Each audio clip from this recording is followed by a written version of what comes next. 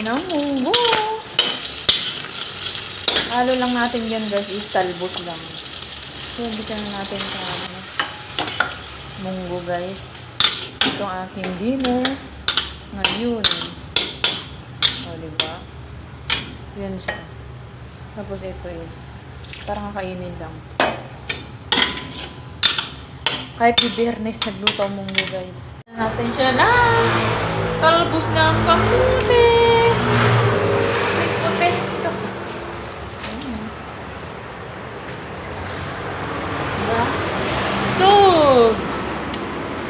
Makain na tayo na munggo. Natin siya ng salt guys. Anting salt na lagay natin, baka maalat. Yan. Lagyan ko siya ng Knorr guys. Ang halo niya is pork and chicken.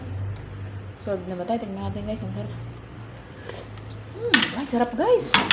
Sarap. Nagpalasa yung Knorr.